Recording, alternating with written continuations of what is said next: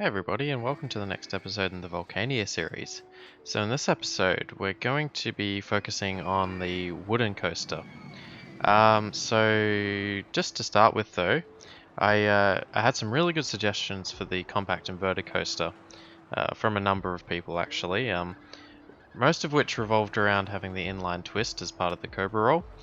So what I did is I changed that up a little bit. I made a conventional Cobra roll and then just replaced this section of the track with a few sweeping turns and then a turn back around underground, and then had that section leading into the helix and batwing. As well as that, I replaced the final section of the track where I had it finishing off with a standard inline twist, and actually ended up using a half loop and basically just connected the section after the chain lift with a turn and then a drop underground and then with the half loop up into the station. It's not super realistic this, but I liked it a lot better than having a section of the track above water. I think this looks a lot more clean, and overall I was pretty happy with how this turned out in the end. Yeah, the other thing was I changed the direction of rotation for this inline twist up here just for better path interaction. That was also another great suggestion I had. So thank you very much for the comments in the previous video. I really appreciate that. So anyway, next. Okay, so with the wooden coaster here. So as you can see, I've kind of handicapped myself by the way I've put in path, and I've used up a lot of space here for the compact inverted coaster. So it's going to be a little tricky to finish this wooden coaster. I suspect what I'm going to have to do is basically just have this final section underground and have it go parallel to the lift hill. Yeah, I think it's going to have to be something like that. As for the main section, I'm going to try and stick to kind of this area of the park. I think I'm going to go for kind of a GCI style wooden coaster as opposed to like a more conventional one. So, you know, it's going to have probably lots of helixes, sweeping turns, all that good stuff. And it kind of goes well with the already kind of twisted theme with like helixes and the steep twisted drop to start with. So I think we'll go for something like that. So let's get started. So this section out of the rock here, we could go for a sweeping turn down. Doesn't look too bad. And what we could, I'm thinking we could continue it like this, but that's not that exciting. We could go for some diagonal track like this, have it go back down like that.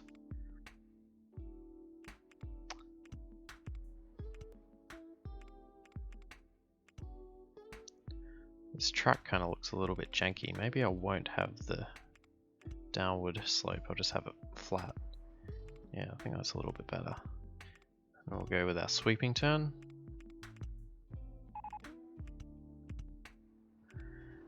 Now, since it's a wooden coaster, I don't want to have too much of the supports in the water. I think that's a little unrealistic, but we might be kind of stuck.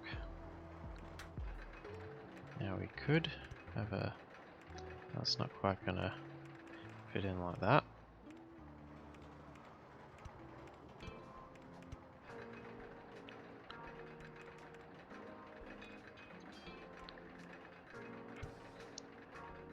Don't really want a helix just yet, and also that's a little too high off the ground, and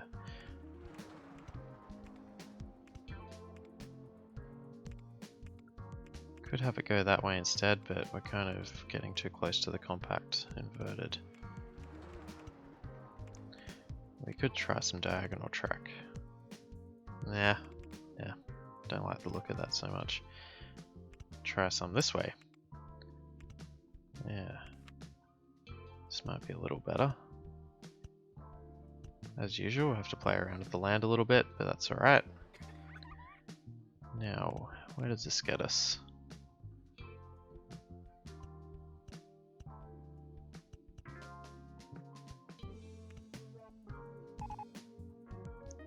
Okay.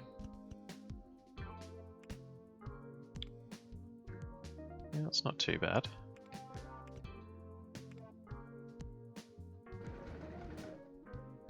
See how it looks from that angle. Yeah, it's alright. Maybe instead of a helix down, I'll need a helix up. Yeah, let's go helix up. Okay, there we go.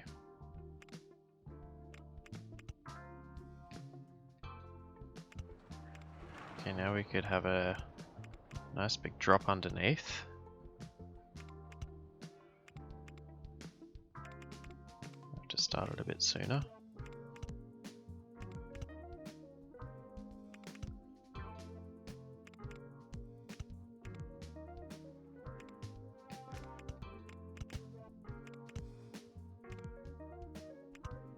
Flat piece, extend the drop out a little bit. Okay, this isn't too bad.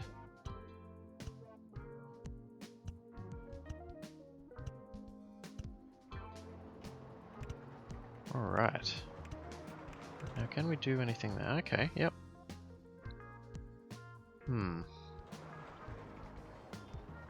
Don't mind the look of it, it's just a little high off the ground overall. I'm really not sure that there's a whole lot I can do about it though. Maybe we could actually use 2 shallow drops. Oops. So instead of keeping that flat, go down.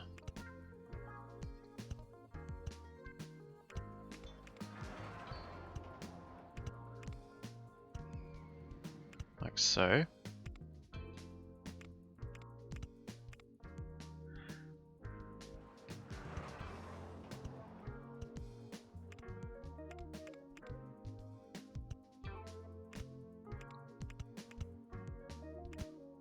Okay. Now this is going to be kind of irritating and finally, alright.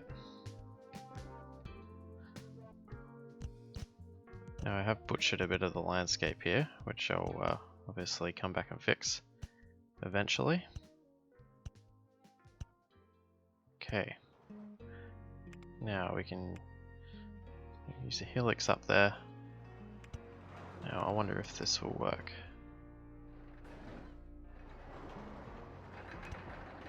Alright, nice.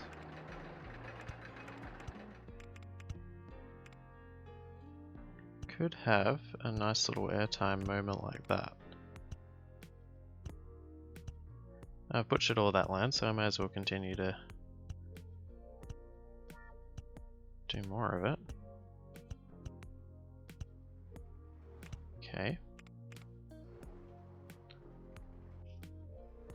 Probably just going to be easier to go underground at this point. Okay. Now a helix isn't going to work there. I'm thinking maybe we'll need to put in a sweeping turn.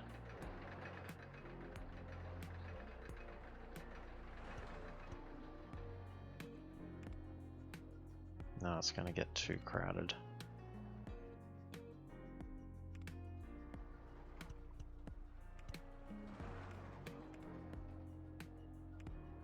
Alright, regular turn. Maybe a helix down actually, but then we'll be at 8 and can sneak under this track here. Okay.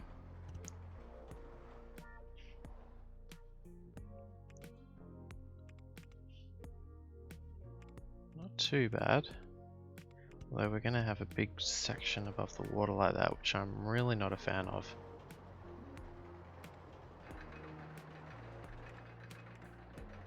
I mean, we could go back down, but then we're going to have issues with the... Oh wow, that actually fits under that. There you go. Wasn't expecting that. Okay. Well, how about we just go back underground?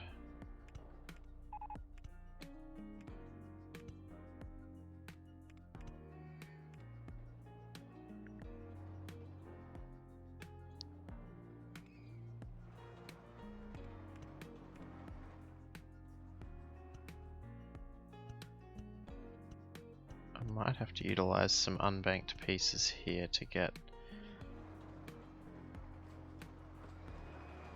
So really what I want to try and do now is just bring it back underground to this section, and maybe it'll be easier if I build it out from the back.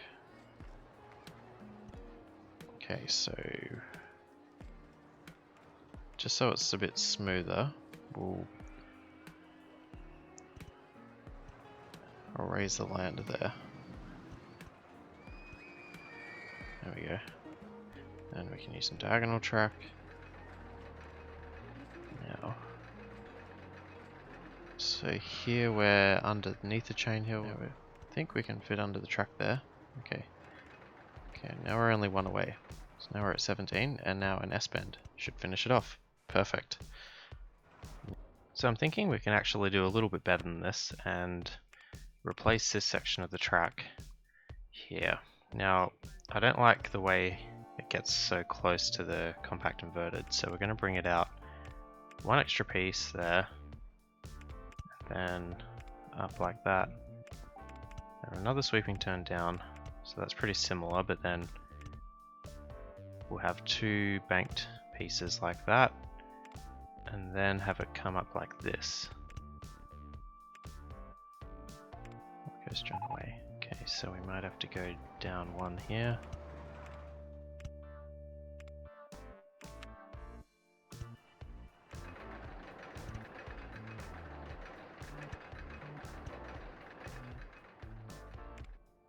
Can head back underground like this and go over the top of that large drop under there. Now, I kind of want to try and bring it back. Do a little element like that. So we'll back under like this. Can we? I have to go down one more, then up. Okay. Nice. Now we can probably use one of these little elements like that, which I don't mind the look of. And then we can bring it around like this and go, hopefully this works, and go back underground. Probably just have to use some flat pieces.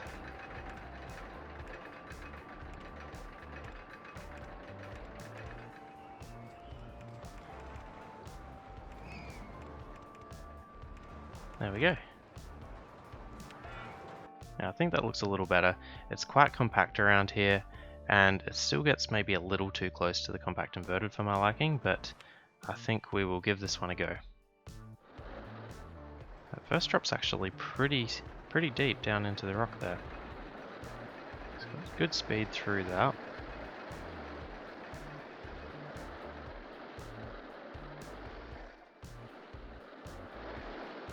Yeah, that's not too bad.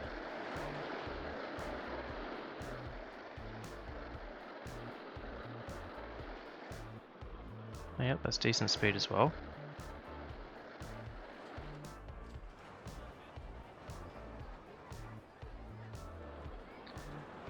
It's getting a little bit slow through those helixes, but that's not too bad at all.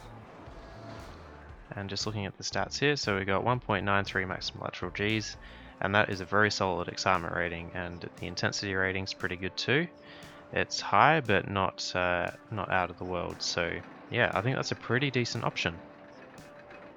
Now, if you've watched any of the previous videos in this series, you'll know that I can't help myself by having a go at some other options. So what I'm going to do here is try this again and go a little bit in this direction instead. I did like the previous design we just came up with, but I think it might be a little compact for my liking, so we're going to give this a go and see what we can come up with. So yeah, going to go in this direction, sweeping turn down and then sweeping turn up again, follows the land quite nicely, and then back underneath the rock. And then I think we can do a sweeping turn down like this, and then yeah, I like the look of that. Then we'll probably use some diagonal track because it'll be going pretty quickly there. Okay, now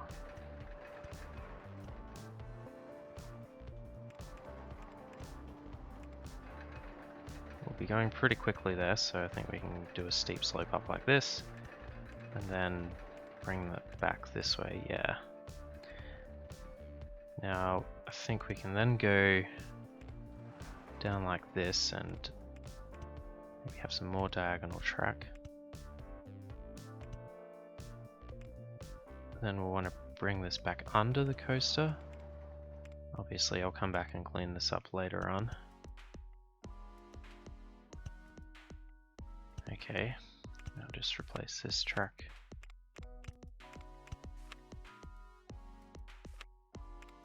Okay, now I think we'll bring a sweeping turn up like this. Alright, now it's pretty high off the ground here, which I'm not a big fan of, but I think we'll just do some landscaping to fix that. And then, yeah, we'll do a steep twisted drop back down like this if that permits. Yep, that works. And we'll have to... I think what we're going to do now is bring it back under the coaster like this and back under the rock and have a similar finish to what we had before. So then we'll have to do some landscaping again.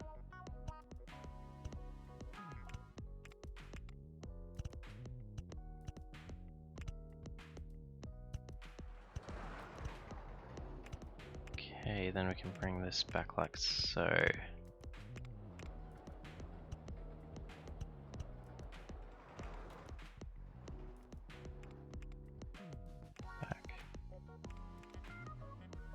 Nice.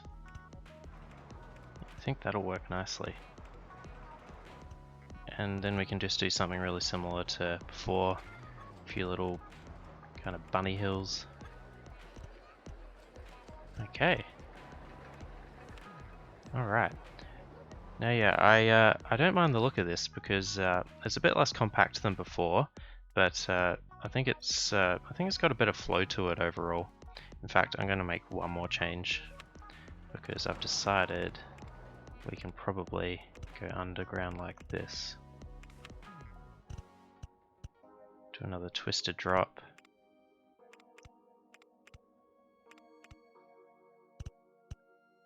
And a sweeping turn up. And that kind of makes it more of a complete knot.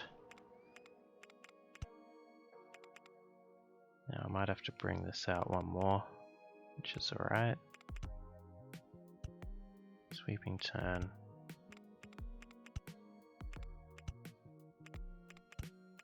Yeah, I like that. I think this will work pretty well. Yeah, I think we'll give this one a test. So pretty good speed through there. You notice also how I didn't use any of the tight sweeping turns because since they're unbanked here, the G-forces will probably be a little bit too high. So I'm liking the pace of this one. It's a little slow over that hill, but not too bad.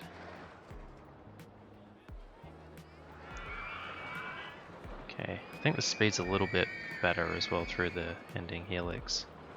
So the lateral Gs are a little bit higher, but not too bad. Alright, so not too bad. It's gone under 8, so a little bit less than before, but I mean that's still plenty high enough. Intensity rating's about the same. So yeah, I think I'm going to go with this option. I think I like the flow of it a little bit more. It's a bit less compact, and it doesn't interfere with the compact inverted coaster as much as the previous one. So yeah, I think I'm going to go with this option.